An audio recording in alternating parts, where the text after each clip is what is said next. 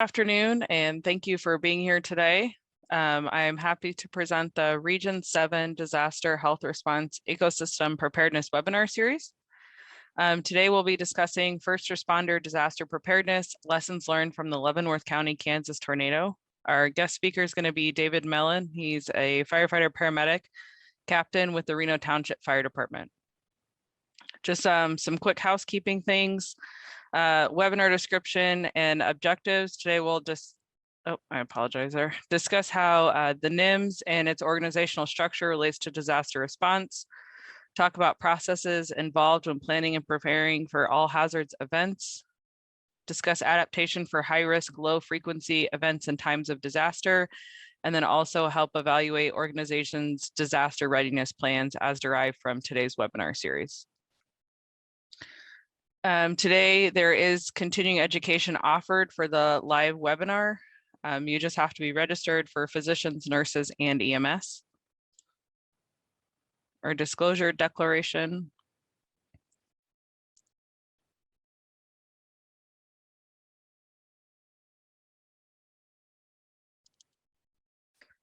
And then we just have one disclosure for Dr. Lawler.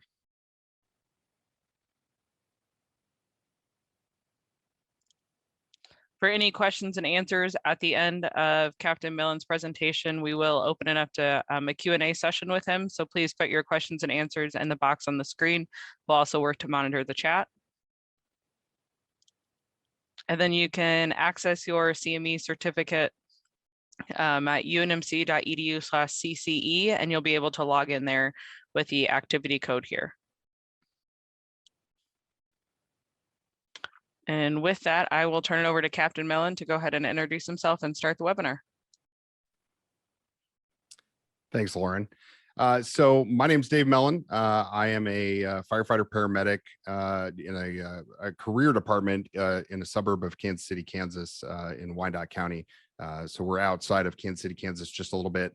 And then I volunteer in Leavenworth County, which is primarily what we're going to be talking about today. But I serve as a captain on the Reno Township Fire Department, as well as a medical officer for the Sherman Township Fire Department. So both of these departments were affected by this tornado, and there were quite a bit of lessons that we learned in going through the process. So I just want to thank everybody who's attending today and everybody that's going to watch the recording for taking time to hear some lessons learned. So with that, you know, when we talk about the overview of the incident, I think a lot of people here in the Midwest have heard about this tornado.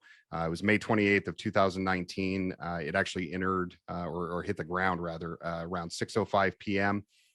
It changed in its EF rating several times, but its max was EF4. So we had peak winds of about 170 miles an hour, and it tracked on the ground for 31.82 miles. I'm still not sure how we ended up with 0 fatalities, but we did have 18 injuries, and the amount of destruction that we saw, and this is obviously kind of a recent event because of everything that just happened. We saw a lot of destruction and anticipated a lot of injuries and a lot of fatalities. And what we ended up with, thankfully, was a lot less. So just to give you a little bit of an overview of the organizations, we have 3 stations that are comprised of 3 pumpers, 5 brush trucks, 1 tender. We have 2 medium duty rescue trucks that carry a majority of our extrication and rescue equipment, 1 staff vehicle, and 32 personnel. These are volunteer departments, so we are paid per call, but essentially we are considered volunteer. And then as a kind of ancillary part, the career department that I'm on also is within the region. So while I was dealing with this tornado response on the volunteer side, I was also getting callback pages for my career department, and just kind of looked at my phone and went, well, I'm a little busy. I'll have to get back to you on that. So it was all kind of interconnected. But when we talk about the preparedness side of this, which I wanted to start with so that you guys kind of have a better understanding when I'm going through what actually happened, there's a couple different things that had always been set in place with our departments and with our county. So when we talk about the Mutual Aid Association, the Office of Emergency Management, the Mid-America Regional Council, which is localized to the Kansas City Metro, the state radio system, Salamander Technology, which is an accountability software, and then the Sheriff's Dispatching Center. Those are all things that kind of tie in. So with the Mutual Aid Association, it's comprised of 19 agencies, EMS, law, and fire, and they hold bi-monthly meetings. It's a countywide mutual aid agreement that you sign on to when you're part of the association. But the one kind of difficulty that will play out a little bit later is that they're not actually able to create policies. So they can only recommend things.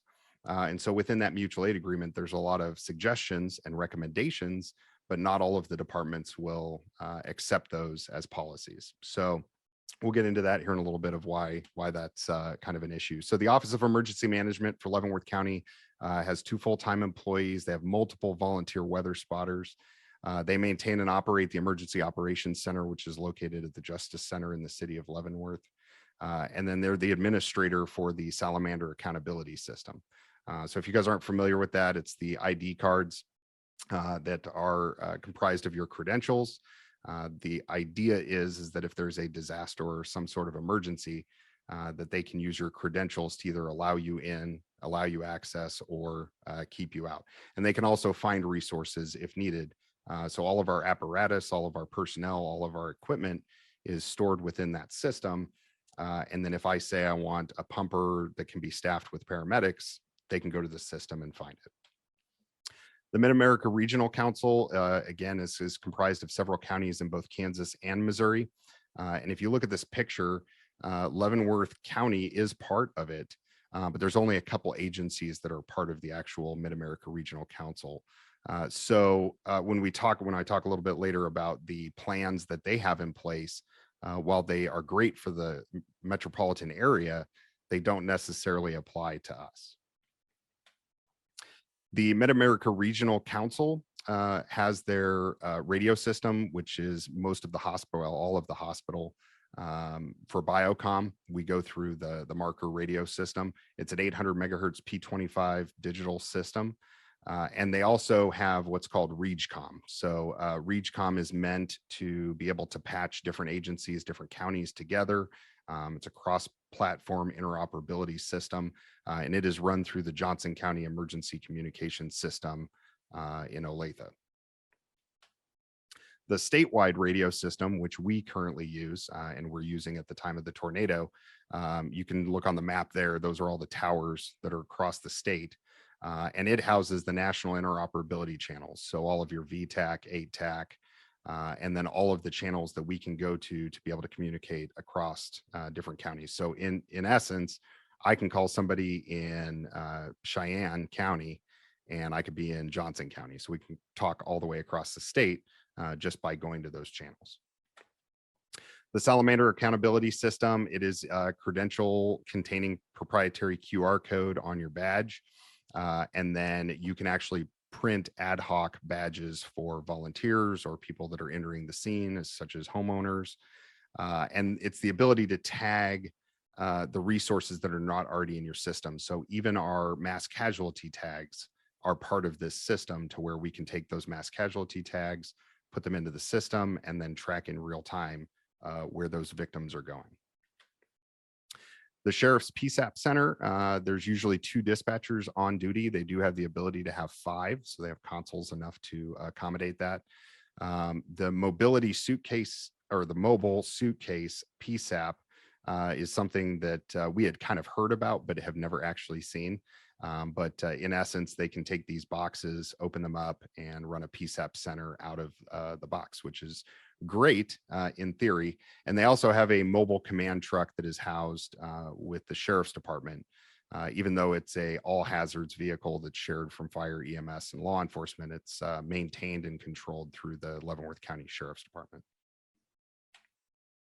So on the day of the incident, crews were operating on a vehicle accident, and we were contacted by dispatch and advised that there was some severe weather coming out of Douglas County. At that time, it had not been upgraded to a tornado warning. We just knew that there were severe thunderstorms. And by looking at the radar, we knew that there was some chance of severe weather that day. I mean, it was very widely talked about. But as we were getting ready to clear the vehicle accident, I remember my chief came over to me and he said, "Hey, Dave, we all need to get out of here." and he pointed, and you could just see the ominous clouds that were entering into Douglas County, which is a little bit south and west of us. So the weather spotters for our county were activated about 45 to 60 minutes prior to the tornado entering our county. So we were listening to radio traffic from the counties to the west and south of us and knew what was coming. The weather spotters are a group of volunteers. Some of our volunteer firefighters are also part of that community. And so we were able to hear and monitor kind of what they were seeing, wind speeds, and a lot of the different things. And then we were using department alerting apps. So a majority of us are on active 911. And so we were able to send out some alerts prior to the event saying, hey, the weather's getting really bad. Make sure you're monitoring the radars. And then as it progressed into a tornado warning, we were able to send those things out as well as being notified by dispatch. So this is a screen cap from the Storm Prediction Center the day of. So again, we all knew that we were in that red zone. Anybody that's in the Midwest knows what this looks like, and you obviously take it pretty seriously. When the tornado touched down, it was south of Clinton Lake. So it started down here in Douglas County, and the track that it was following was pretty much straight up through the city of Eudora, city of Linwood, and then would have continued on to Bonner Springs. And if it had stayed on the ground, would have continued on into the Kansas City, Kansas metropolitan area. So for those of you that are familiar with the Midwest, you know that we don't necessarily, we take as first responders, public safety, hospitals, emergency management, we take tornadoes and severe weather very seriously. Our citizens, not so much. So during the event, there was a lot of live casts, and there was a lot of Facebook Live and Instagram Live, and we were able to see kind of what all of the citizens were seeing. So I actually got this screen grab after the fact. This is available on YouTube, but this is some of the things that we were seeing as we were watching this tornado come into our county. Just a quick warning, there's a little bit of explicit language, but I just wanted you guys to kind of see what we were seeing.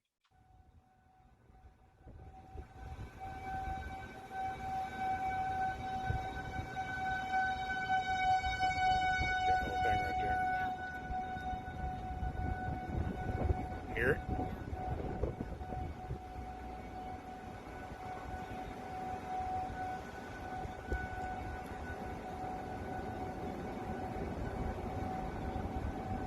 See the rotation?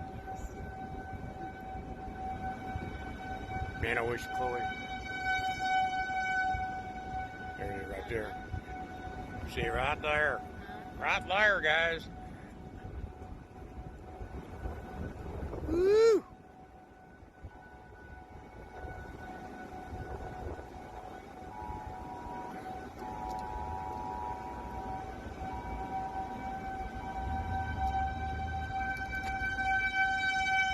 That's wicked. You can see it coming in. See it right there? See the tail?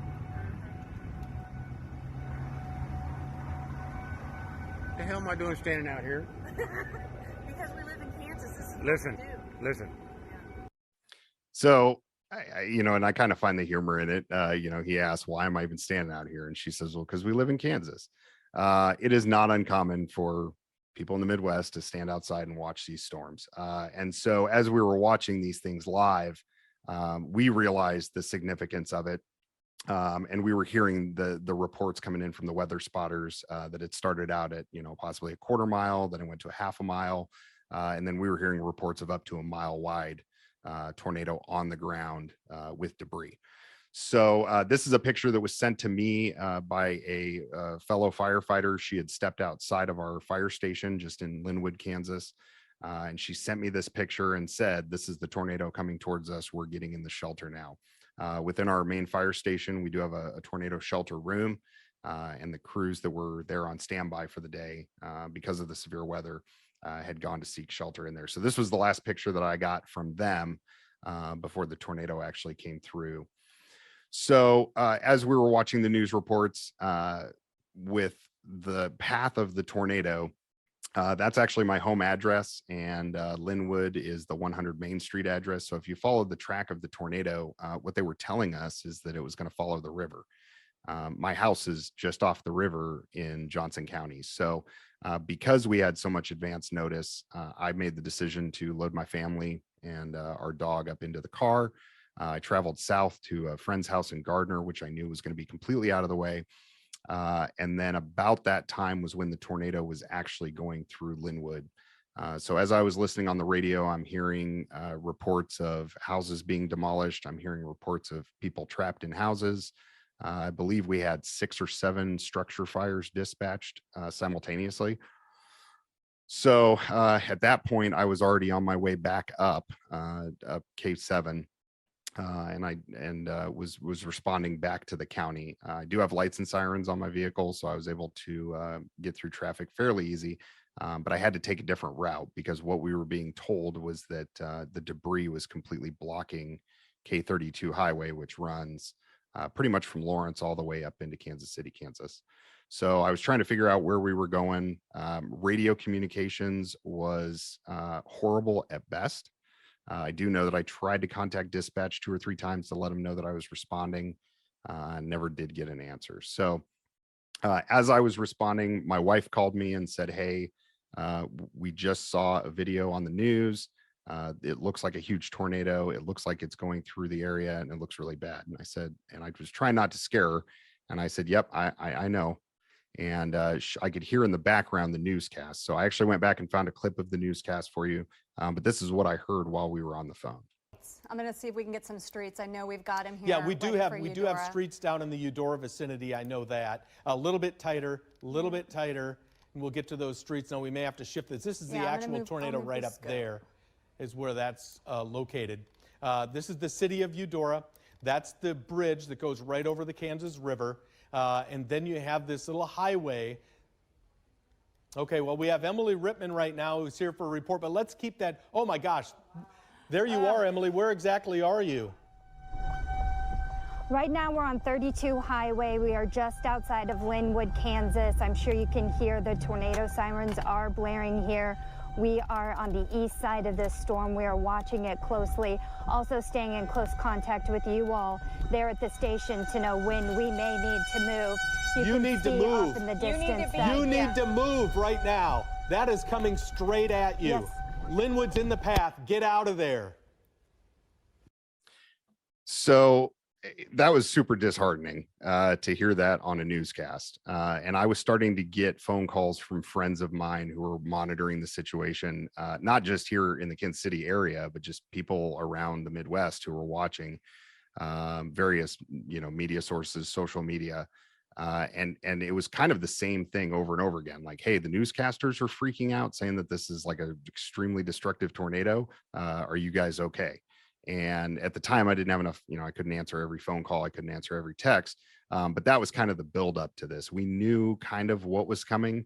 But there really at this point was nothing to do other than try to fall back on the preparedness stuff that we had in place, the plans that we had in place, and the things that we assumed were going to work.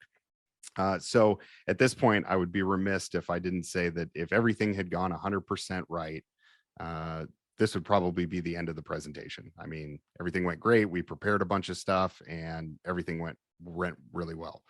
Unfortunately, there were a lot of things that didn't go well. And so as we kind of dive into the actual tornado response and the things that we did, the first thing I want to say is that there were a lot of amazing people. There were a lot of amazing processes. A lot of the things went the way that they should have. Unfortunately, the things that didn't were things that caused us to have to find a plan B, a plan C, a plan D. And when we talk about emergency preparedness and disaster response, whether it's, from a public safety standpoint, a healthcare standpoint, emergency management standpoint, you never really want to go to those, plan B, plan C, plan D, plan E. You're hoping that plan A works. So if you look at this picture, the triangles are representative of the blockage that was not allowing any access in or out of Linwood. So down here, there's a small access road that nobody really knows about. But there was a bridge. That bridge is not there anymore. But as I came into the area, I was coming down Golden Road, and a lot of people were trying to use this as an access road. So that had become bottleneck. That wasn't really an opportunity. We tried to get through here, but couldn't. So at the time I was driving a Tahoe with 4-wheel drive. So I actually came back down here and drove through this field to get back up to Linwood Road and enter the city of Linwood. So while we had quite a bit of 911 calls coming out, we were hearing about people trapped in houses. We were hearing about structure fires. I did a quick pass through the city of Linwood, and there was actually no structure fires. And so as I was talking to people, everybody was telling me, yeah, we're fine. Nobody's hurt. And so I knew from the initial response as I contacted dispatch that we were kind of cut off. And so I said, hey, I'm going to go ahead and establish command in Linwood. Let me try to figure out what I got and I'll get back to you. About 15 minutes after I got into the city of Linwood, I was contacted by one of the employees from Free State Growers, which is a greenhouse on the north side of the highway. And he said that they had about 6 employees who were unaccounted for in the building at the time of the tornado. When I looked across the road, I could barely see the building. So this is an aerial image of what the building looked like prior to and what ended up looking like after the tornado had come through. This is the main office area and the main wall of the front of the building. So it had received a direct hit from the EF4. So I immediately set up incident command post just to the south of this area and started calling for resources. For about the first 24 minutes, about 24 minutes, it was myself and two units, so a pumper and a medium duty rescue, and that's all we had on scene. So at this point, we were just trying to look for anybody that may be out in the area that was easily accessible. We didn't have the ability to get into the confined spaces like the collapse zones. But as we were walking around, we were checking vehicles. You can see part of the main office there with the pillars. We were checking in and around vehicles. And at this point, what we realized was that the communication systems that we had in place and the things that we were, I guess, kind of told to do when a disaster happens, started falling apart. So when I was calling for more resources from our county center, I said, hey, I'm requesting mutual aid for heavy rescue. And the dispatcher came back and said, okay, what heavy rescue do you want? And I said, I don't know. I just need a heavy rescue. And that was the end of that conversation. We never actually received a heavy rescue through that request. When I was calling for law enforcement to come in and block the roads, I was told that they were unavailable. And because of the way that our radio system is set up, a lot of the sheriffs or law enforcement channels are not in our radios as the fire department. We only have one mutual channel, and that one we don't ever really talk to them on. So I had no way to go direct with the law enforcement side. They had no way to go direct with me. It all had to be funneled through the dispatch center, who's now completely overwhelmed with 2 dispatchers. So this is a little bit more of that area where the greenhouse is. So we focused our efforts on trying to establish the highest level of probability of victims. We did have several other people going door to door to check in the city of Linwood, but this is where we were told there were confirmed victims missing. So you can see on the van, we had popped the door open. We tried to get into the cab of the truck. We were checking anywhere and everywhere that we could.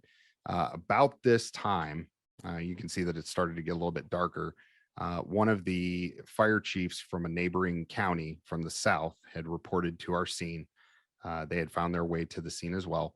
And when we talked, he said, hey, what do you need? And I said, well, I'm completely overwhelmed. I need some help. And he said, ask for what you need and I'll get it for you. And so I said, okay, I'm going to need a complete ICS. We need to set up everything. But I said, right now, we just need rescues. And so through Johnson County, the county to the south of us, he made one simple request. He said, Leavenworth County is requesting a heavy rescue to the city of Linwood. And what that set off was a chain of events that it worked well, but it also kind of created some issues. So when he put in that request, they contacted the closest fire department that had a heavy rescue. And that department immediately reached out to all the other mutual aid chiefs. And apparently there was a conference call. And they said, well, if we're going to send our rescue, this other department can send theirs too. And that department agreed. And then it just snowballed. And so then they were like, well, if you're going to send 2 rescues, we should probably send a quint. And if you're going to send a quint, we should probably send 2 pumpers. And so within about 25, 30 minutes after I requested the heavy rescue, I looked down the main highway, and what I saw was a line of fire trucks coming in. All in total, there was about 37 apparatus that responded into our county, not just from that initial, from Johnson County. There were more that were coming from other areas, but it was like a caravan of emergency vehicles. So at that point, I was IC. I had placed somebody into the operations role, and we were starting to divide people into groups. At first, it was very centrally located to just us. There was also a command post to the east, which was not accessible to us. And then the county was starting to set up a command post at the county level up in the city of Tonganoxie, which was about 12 miles to the north of us. So just to kind of give you an idea, this is a house that was to the east of us that was not accessible by us. But this is a house completely off of its foundation, completely gone. There were I believe 2 or 3 people that crawled out of the basement on this house. And then we had numerous houses that looked like this, where they had just been lifted off the foundation, thrown out into the yard. And so these were the reports that we were hearing from everybody, in addition to what we were dealing with in the city itself. So for the incident command, it was really the authority having jurisdiction was divided into 2 parts. There was the west side and the east side. The west comprised of the city of Linwood and the county areas to the west. And then the east side was all the way basically to Bonner Springs, which enters Wyandotte County. The county command post, when they set it up in Tonganoxie, we don't know what the decision making was there, but initially we had requested them to bring the command truck down to Linwood to set up a command post there. To my understanding, the command vehicle was pulled out of the bay and then backed in the bay, and the garage door was shut. So we don't know who made that decision. We do know that that request had to go through the county, and then the county had to contact the sheriff, and the sheriff had to start that process because it is maintained through the sheriff's department. But it was not brought to us. And so essentially we had the command post up north, the command post in Linwood, and then the command post out east.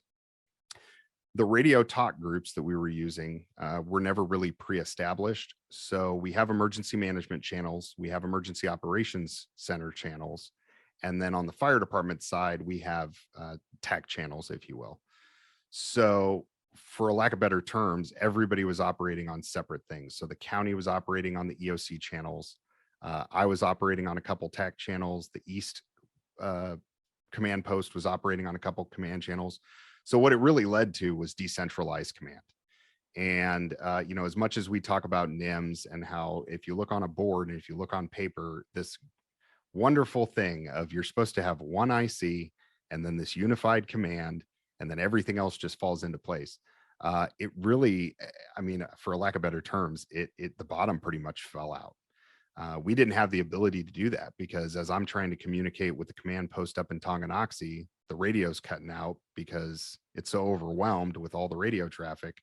I don't know that I could have got through, even if I wanted to. So then when we talked to the East Side Command, which was my fire chief from Sherman Township, he pretty much said, I can't get to you. You're going to have to do the best you can. I know you have units that are able to get in from other areas. Use what you can. Let me know what you need, and I'll try to help you. So it really kind of left us on an island by ourselves, which, again, going back to NIMS, those things aren't necessarily supposed to happen. So just to give you kind of a overview of where those command posts were, the West command post was there in Linwood. The East was at 170th and Kreider. So just almost straight west of the county line. And then up here was the county command post. So what I decided to do right off the bat was try to kind of bring everybody together. So again, within about the first 45 minutes to an hour of this incident, we were all doing different things. We were all talking on different channels. I had the fire chief from another county with me because our radios won't communicate with their radios.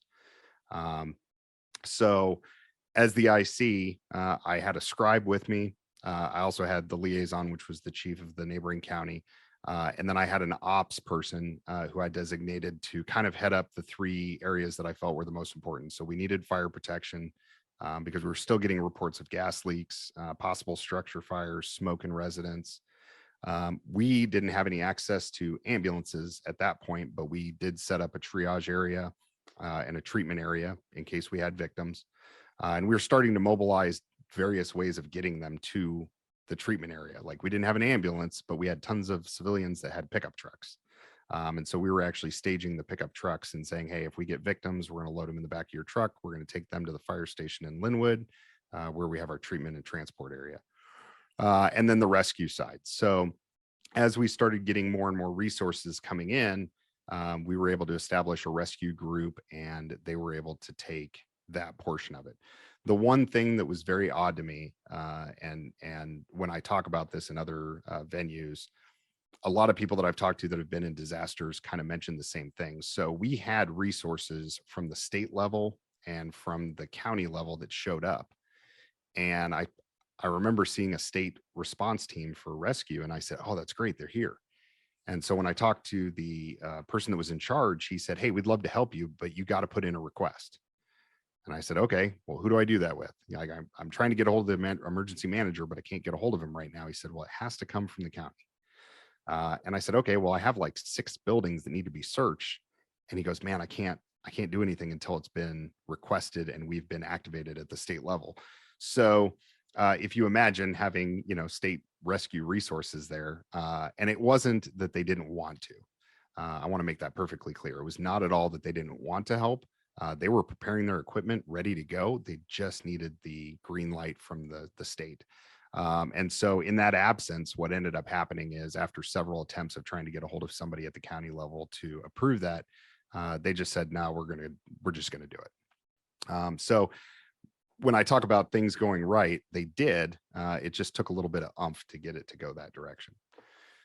So I talk a lot about herding cats in the full presentation for this. When I talk about herding cats, it really was trying to get everybody on the same page as far as communications.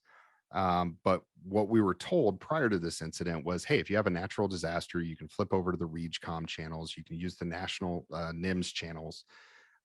And where we ran into struggles with that is that people were on different radio systems. So some of the local systems were encrypted. We didn't have their encrypted channels. They didn't have our standard channels. Dispatch was overwhelmed. So trying to get them to put patches between systems was questionable at best. And then to be quite honest, personnel were really unaware of how to use those RegCom or national ICS channels. In order for us to use the RegCom, which is what we ultimately ended up using, we had to contact Johnson County's 911 center. They had to approve it. They immediately gave us a channel, and we were able to all switch to that. But in order for that to happen, I had people walking up to me going, hey, Dave, I don't know how to change my radio to that RegCom. And this is a system that we had been on for almost 9 or 10 years at that point. So it just goes to show you that the planning of, hey, if anything really big happens, go to this talk group. Well, that's in a different zone, in a different part of your radio. And if you don't use it, you don't know how. And so those of us that were familiar with it and used it in training and things like that, it was great. Other neighboring jurisdictions, they didn't have any idea on how to use that. So the resource tracking, the county IC was separate from obviously the incident IC. So as we were requesting resources, we were unaware that they were already allocated in other places. This was something that we were trying to work on during the incident. I was trying to get through to them to say, hey, this is what we need. What can you send us? And I was kind of more of a, let me get back to you on that, I think is what I heard quite a few times. Everything from generators to, I need a command post. Like, do you have a mobile command vehicle that you can send me? And what I heard was, hold on a second, we'll get back to you on that. And then I would never hear anything back for a while. So there was a lot of duplicate and separate resources being requested. And so that's what ultimately led up to the exorbitant amount of vehicles responding to Linwood. They weren't sure what we needed. and they weren't getting the information passed down to them. So they assumed the worst. And luckily, they were able to send more resources than what we ended up needing. But the lack of information that they were getting was not because it wasn't given. It was just, the telephone game. So because I didn't have a direct resource to get to them, to give them information, I was having to pass it to somebody who was having to pass it to somebody else. And so if I requested a heavy rescue and ambulances, what they were hearing was they just need personnel. So it got quickly kind of figured out because they just dumped what they had towards us, and we were able to do it that way. This is approximately 2.5 hours into the incident. Johnson County sent their mobile command trailer. We were able to set it up in front of the fire station. And then you can obviously see some of the public works resources that were funneling in as well. But in the meantime, before we had this, I was just using pen and paper. And if you can imagine having a town and having about 12 square miles, 12 to 15 square miles of path of destruction, pen and paper only go so far. So what I ended up doing, I was familiar with a software prior to this called Tablet Command. And from my phone, I was able to download the app and on my iPad, and I turned it on. And this is free. I don't work for them. I don't sell for them. But what I was able to do with this software was plug in all the resources that we had coming in. And this picture was actually taken a couple days later. So bear with me if you will, but I was able to track resources. I was able to put in par time. So we were doing every 30 minutes during the incident. Once we went to more of a recovery cleanup stage, we went to 1 hour. But this gave me the ability to look at overhead maps and plot where people were. And as long as they could look on a phone or a GPS and tell me where they were, I could plug them in, and it gave me the ability to kind of see what was going on. This was invaluable for me, and it was also invaluable for all the rest of the people that were there, because if they needed to know what resources we could cut loose to go to a different area, I was able to tell them within 5 seconds. With pen and paper, I can only imagine. And actually, I have the tablet sitting next to the iPad. That's what I was writing on, because that's all I had. So from an organizational standpoint and a management standpoint, it was a great resource. I still use it today for a lot of different things. But on that night, I didn't currently have it on my iPad, and it took about 2 or 3 minutes to download. So that was the best app download I've done for quite a while. So when I talked earlier about the request for resources and assistance, in the moment, as we were requesting resources, there was a lot of confusion as to what we needed specifically, what was going to be able to be given to us. And then really what ended up happening is we started having to make personal phone calls. So when I talked to several people as far as needing things in the immediate emergency response, and then also in the hours after that, it was me calling people on their cell phone saying, "Hey, what can you send me?" And they said, "Well, what do you need?" And I said, "If you have it, send it. I don't care what it is." Whether it was we were still getting reports of people that hadn't contacted family members. So I said, "Hey, if you got people that have a drone, send it. If you have dogs, send them. If you have ATVs, send them." And so a lot of it was done through personal cell phone, because at that point, the radio communications between all the different command functions was taking so long, we didn't have time to sit there and wait. So this was the front of our fire station the next day. That ERP distribution truck was actually, I had called ERP distribution and I said, "Hey, we need a refrigerated truck. I know we're going to need one. Is there any way you could get it for us?" And there was a gentleman who actually left the night of the tornado, drove to ERP distribution, grabbed a refrigerated truck and brought it out that night. So just to kind of give you an idea of the things that, when we requested a plan, we didn't really know what we were going to need, but we started calling for things and they showed up. So that became kind of the status quo for the first 24 hours. But here's where we ran into a lot of problems. So during the newscast, one of the newscasters said that Linwood needs help. So if you have a vehicle, if you have a shovel, if you have a flashlight, go to Linwood. So within the first 8 hours, it's estimated that we had about 2,400 people from around the metro come to the city of Linwood. The population of Linwood is like 800. And so we grew quite a bit. And because we didn't have any clearly defined roles and we didn't have any communication with law enforcement, there were no perimeters set up. So when I talked earlier about the salamander accountability system, that was non-existent. You know, you were supposed to show a badge in order to get into the area. And what we found out was when people started showing up at the command post saying, hey, we want to help. I said, great, who are you with? And they said, well, I'm just a citizen. I live in, you know, Shawnee, Kansas. Okay, how did you get here? Well, I just drove down the highway and came on in. So that was frustrating because we were just getting comfortable dealing with the emergency response personnel. And then we had this huge influx of civilians that wanted to come in and help. And down the road, they were they were great at helping us out. But at the time, we didn't really need them, and I needed them to kind of get out of the way. So a couple more pictures of kind of some of the areas that we searched. So these were 3 houses that through Google Maps, we were able to identify. Street signs were gone. Really, there was no identification of any of the structures. So we were relying on Google Maps to show us where they were. In that tablet command app, as they were searching houses, I was marking them off on the overhead view as being searched, but we were having to go door to door to take a look. Not all of the houses were as damaged as others. And what we started seeing pretty early on is that people that were reported trapped had either been helped by their neighbors or they had been taken out on their own. But the issue was we were not able to communicate with them. They were not able to communicate with us. One of the first things that we noticed was that the cell phone signals were fine, but the cell phones weren't going through.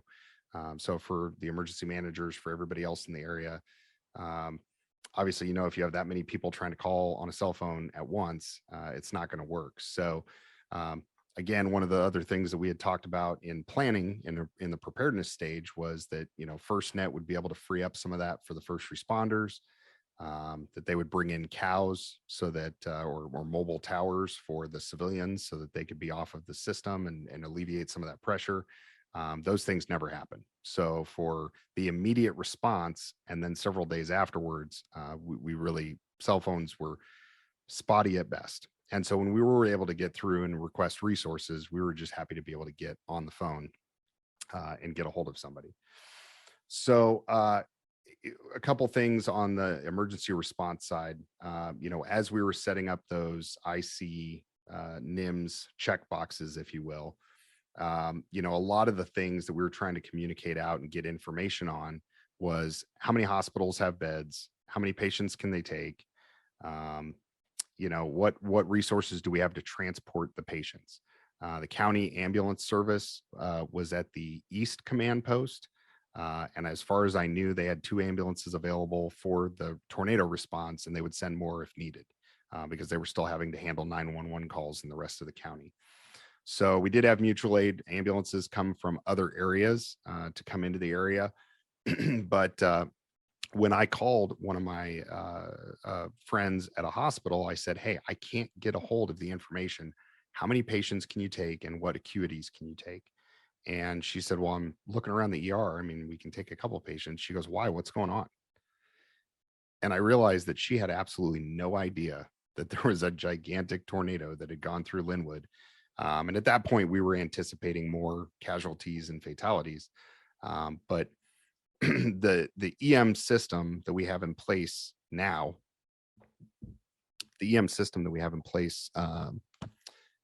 now is the same one that was in place on that night. And it does give us the ability to look at where the beds are, what hospitals can take what patients.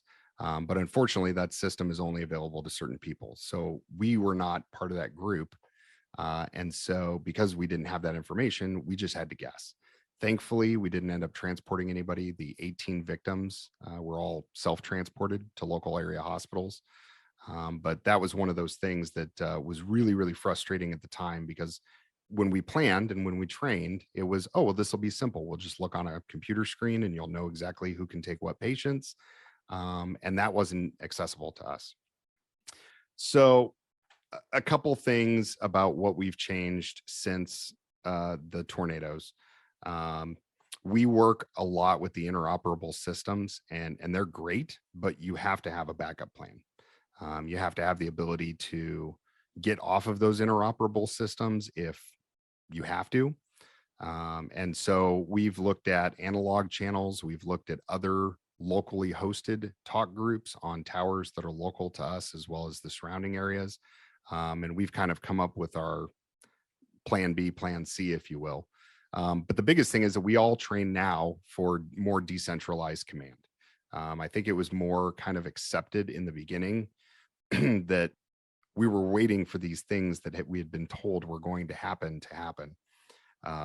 And they didn't. And so what it really led to was those of us who had been in situations like this, kind of the chaos, if you will, we were like, okay, well, we're going to have to figure something out because we can't just stand here. So now when we train for mass casualty incidents or natural disasters, we make people be on their own, isolated for 15, 20 minutes so that they have to make those decisions. And whether it's a radio system failure or whether it's being geographically blocked off, we make them deal with that because, again, it was not by luck of the draw. I wish I would have never had to have dealt with that. But it was very disheartening to hear that, hey, you're on your own, do the best you can, and we'll get to you when we can. So the other thing is that we keep all of our plans electronically on multiple systems. So because we had internet issues and because there were so many people trying to use data, the stuff that we had stored on our cloud-based servers and cloud-based systems were hard to get to. So we actually keep on all of our devices for the fire department, we keep locally stored on them all of the mass casualty plans, the phone numbers, all the things that we need to have, in addition to hard copies where we need to have them. And then better communication with neighboring jurisdictions. A lot of the time we run minor incidents, car accidents, maybe a medical call that's just across the county line. And so when we were able to go across for those smaller incidents, everything was fine. When we went to a disaster, everything was not fine. There was a lot of communication errors because we were calling certain things different than what they were used to. And when you put that many people in a pot, it's hard to talk all the same language. So we weren't using 10 codes. It was very plain English. But if I hear somebody say that they're coming with a squad, to me, in my mind, a squad is a SUV. Up in Nebraska, a squad is an ambulance. And so there were just little things like that. So now that we're communicating more with our neighbors and our neighboring jurisdictions, we have a better idea of kind of where we're coming from on that. So one of the things that I wanted to touch on was the hills to die on. And after this incident, we sat down and took a hard look at not only what went well, because there were so many things that went well. And I wish that I could talk more about the things that went well, but obviously that wouldn't benefit you guys as much. But the hills to die on was a list that I kind of came up with after the fact of things that really, really needed to be looked at with a microscope and passed on to other people. So what we came up with was if you have a really, really good plan, you don't have a plan. If that's the only plan you have, you don't have one. And so I know that it's hard. There's a lot of people that take a lot of time to implement and design these regional disaster plans. But if that's the only plan you have, there are always going to be the loopholes, right? And so this is case in point, we were the loophole. So when we look at interoperability, make sure that it's completely understood by everybody. If you have a mutual aid radio talk group or a channel that everybody's going to go to, make sure that your people know how to use those processes and use those devices. And then when you look at regional disaster plans, think bigger. I mean, when we thought about, a tornado, we always thought kind of locally, maybe one portion of the county. We didn't assume that it would be the entire south end of the county or a whole county in and of itself. So really, when we had done our disaster planning, it was done with our very close neighbors and ourselves. But during this tornado response, we ended up with people coming from 30, 40 miles away with fire trucks, rescue equipment, and there were people that we had never even thought of to have in our plan. And then the one thing that really kind of, and I touched on it a little bit with the law enforcement, If you're going to use encrypted channels, obviously for terroristic acts and things like that, there is an absolute reason to use encrypted channels. But that was one of the hardest things that we had. In the event that they couldn't come to us or we couldn't come to them, we went to the mutual channels. But there were times where they would say, hey, contact this county administrator on this talk group. And when I flipped over to it, I couldn't talk to them because it's an encrypted channel and I don't have an encrypted channel on my radio. So I think I'm all about encryption. I think it's great if it's used properly. This disaster response, unless it's some sort of terroristic act, the encryption was one of our Achilles heels. So, and then the biggest thing is understand that autonomy at times has to be necessary. I think we all kind of assume that we're going to be this one big unified command and that everything's going to be, pixie dust and great things. But really what it comes down to is from the incident commander to the sector leaders to the groups that we had underneath them, everybody was having to take autonomy and use it where they needed to. And so while our communication within our own area was great, we didn't have any communication with outside resources. So they could request whatever they wanted to me, but I wasn't going to be able to get that request out to anybody else in a timely fashion. So we had a lot of groups that did some amazing things, sector leaders who said, hey, we got a bunch of destroyed houses. We need a chainsaw to cut this house to get in to see if we can find somebody. And they said, hey, go to the garage and see if you can find a chainsaw. And so we were utilizing chainsaws that we were finding in destroyed houses because we didn't have enough chainsaws on hand. So a lot of things like that, where it's just the little things that you don't necessarily think about. So like I said, the biggest takeaway from this is that, we didn't have any fatalities, thankfully. The injuries were not life-threatening. We only had 18 of them. And it really served as a learning experience. When we sat down after this, there were some tensions, there were some emotions, but that quickly turned to how can we make this different? How can we do this differently next time so that this doesn't happen again? And so as we've been able to progress in the future, now we have a better handle on what resources we have, what can we rely on, and if those things happen to not be available, what's going to be our backup plan? So I just wanted to thank you guys for taking time to listen to this presentation. Obviously, it's a little bit of a shorter presentation than the full one, but I hope that you guys can have some takeaways for this to learn some more information. I'm going to pass my contact information along to Lauren so that she can forward it to all of you. If you guys have questions after this and would like to reach out, I'd be more than happy to talk with you or discuss any of the things that we went over today. Great. Thanks, Dave. We appreciated your presentation. Very good. We just had a couple of questions we had here in the Q&A for you. The first one asked, what was the resource tracking app you were using on your iPad?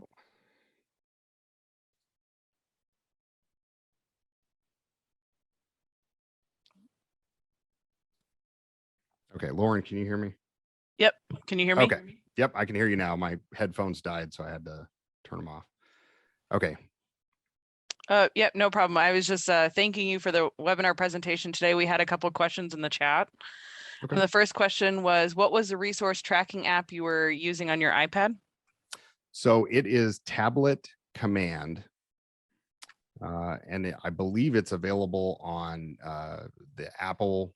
I don't know if it's available through Android, but it is called Tablet Command. It's free to download and you can use it as a local resource without having to tie it in.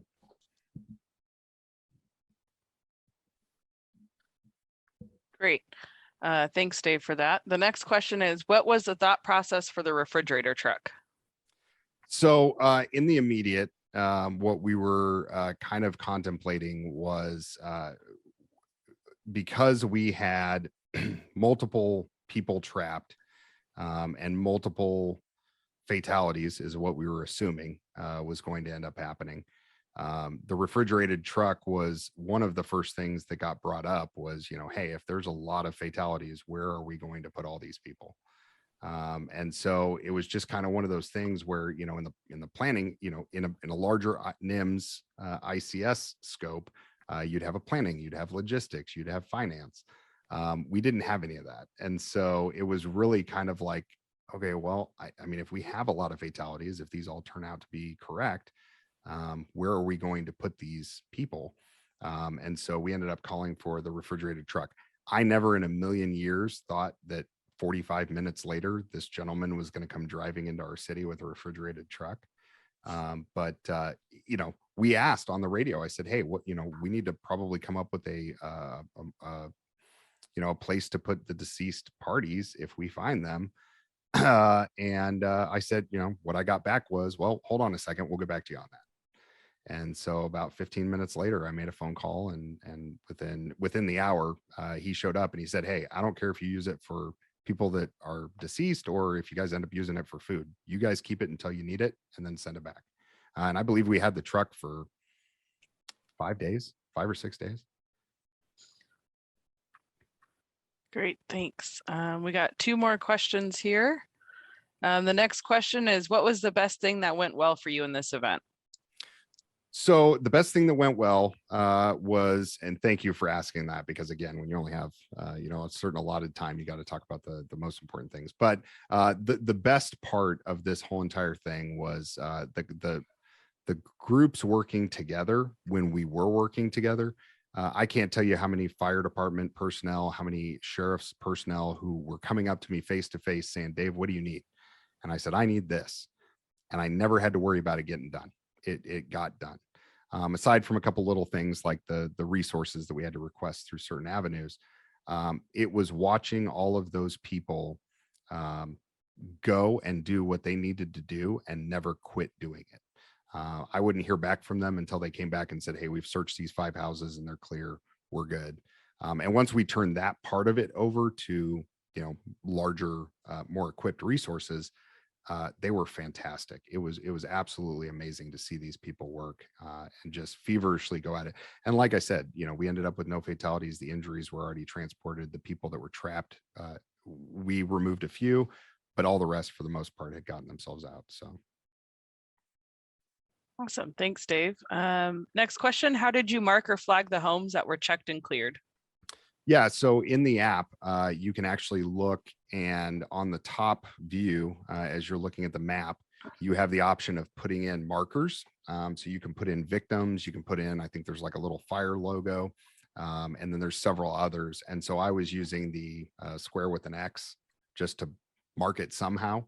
And so it did get really cluttered at the time because I was having to go house to house to house, but it was a really good visual for us to be able to use it. Larger systems that I know are available out there that I'm sure some of the emergency managers and personnel here are using, they are much better at tracking those type of things. This was just a fix that I knew how to use, and so that's what I did.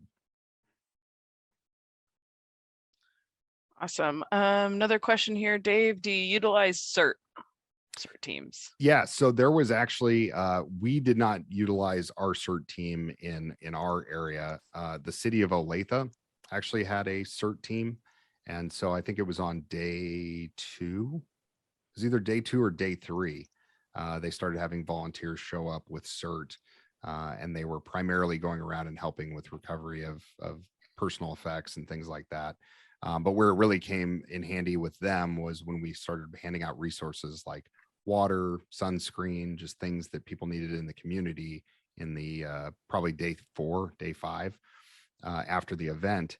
They were phenomenal at doing that. They had maps. At that point, we had gotten with GIS and gotten a little bit of a better idea of pathways that we could use, and they were phenomenal.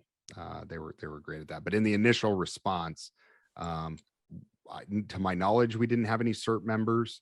And the citizens that showed up that were just civilians, we asked them to leave immediately. We tried to get them out of the area as fast as possible. After the event, were you able to work with other stakeholders to improve some of the radio communication difficulties you ran into, like interoperability? So that's a great question. The short answer is no. A lot of the things that happened, it wasn't a perfect world, right? It's a hard thing to go to a meeting and say, hey, our people didn't know how to go to your talk group. And so I think, we did work with ourselves, the internal stakeholders, to try to help train and reinforce the reasons why we're using those processes and those devices. But, I think for us, going to those, like the state agency, to go to the state and say, hey, this is a really robust system, but it's too robust for what we needed. We didn't really ever gain any traction with that. If you use the command app for patient tracking, could anyone else see the list of patients for locating people in the event area? So had we been able to use the Salamander app, yes. The idea is that the Salamander app would track the barcode for the patient. That data would be put into the system, and then that would follow that patient to the hospital, who also uses the Salamander system. And so it really is a great system in theory. What we found was that, for us, the things that we needed to be there on site to be able to use those things wasn't available, because that's stored at the county level. When we put in that request, getting a box full of computers that I can run the Salamander system on is pretty low priority. And so, probably would have been easier had it been, located or allocated out throughout the county so that we had some systems that were closer. But because that's housed in the county system, and it's maintained at the county level, we really didn't have the ability to use that. I think it would have been great, and I wish we could have used that system. That would have alleviated an enormous amount of issues that we had. But again, yeah. Great, Dave. That's all the questions that we had for you today. For those in the chat, the recording will be available on our website, hopefully before the end of the year. If you have any questions, feel free to reach out to myself or Mark Vasquez, his email you received, in order to register for today's webinar. There's no other questions. We'll go ahead and end it here. Thanks, everyone.